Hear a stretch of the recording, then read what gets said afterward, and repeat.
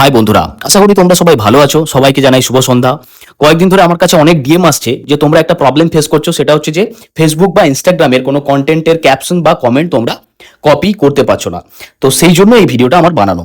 দেখো, আমি আমার ইনস্টাগ্রাম প্রোফাইলটা ওপেন করলাম, ওপেন করে ওখানে ভিডিওর একটা কমেন্ট সিলেক্ট করলাম। তারপরে দেখো আমি একটা স্ক্রিনশট নিলাম, কারণ ওখানে যদি তুমি প্রেস অ্যান্ড হোল্ড করো তাহলে কিন্তু তোমার কপি অপশনটা তুমি দেখতে পাবে না, শো করবে না। ঠিক আছে, এরপর কি করবে, তোমার কাছে অ্যান্ড্রয়েড থাকুক বা আইওএস থাকুক, তুমি তোমার ফোনের গ্যালারিতে চলে যাবে। গ্যালারিতে যাওয়ার পরে যেই স্ক্রিনশটটা তুমি নিয়েছো ওই স্ক্রিনশটটাকে ওপেন করবে, তারপর ওটাকে প্রেস অ্যান্ড হোল্ড করবে, দেখবে টেক্সটগুলোকে তুমি সিলেক্ট করতে পারছো। তো যতটুকু তোমার দরকার ততটুকু তুমি সিলেক্ট করো, সিলেক্ট করে কপি করো, দেন যেখানে তুমি পেস্ট করতে চাও ওখানেই তুমি পেস্ট করতে পারো। এরপর দেখিয়ে দিচ্ছি কি করে ফেসবুক থেকে তুমি কপি করতে পারবে।